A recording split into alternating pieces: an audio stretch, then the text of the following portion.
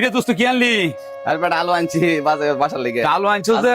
কথা কইছে যে এত ছোট ছোট আলু আনলি? কিছু আলু আনছি।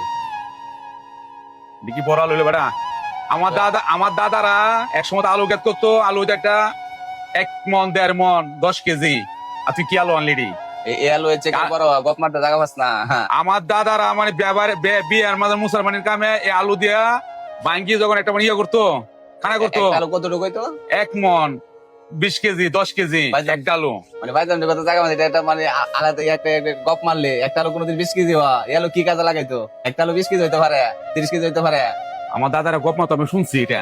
কি কাজে লাগাইতো আলু এটি? বিয়ের কাজে লাগাইতো, মানে মানুষের মানে হ্যাঁ। সুন্নত কামে লাগাইতো, মানে ওগুলো অনেক অনুষ্ঠানে দিত, এগুলি মানে খানা করতো। এগুলা গপ মারলে সবাই সবাই মারতে পারে। এগুলা এক সময় আমরা দাদা মানে মরিচ খেত করতো যে এক একটা মরিচ হইতো 40 কেজি ওজন। মরিচ দিয়ে কি করতো? মরিচে কি করতো, যারা মানে বেশি বড় বড় কথা এ আর ফুটকির মধ্যে লাগাইতো মরিচ। ওরা ফালতু মাঝে তো জায়গা পাস না, আলু একটা 40 কেজি হওয়া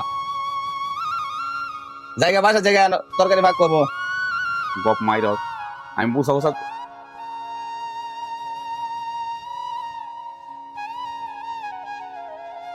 বড় বড় আলাপ করিও মানে বললাম যে মানে বিপদ হয়, এমন কথা কইলো। শর্মের ব্যাপার সে আবার দর্শক, শরম পাইলাম কই আরো। সবাই ভালো থাকবেন।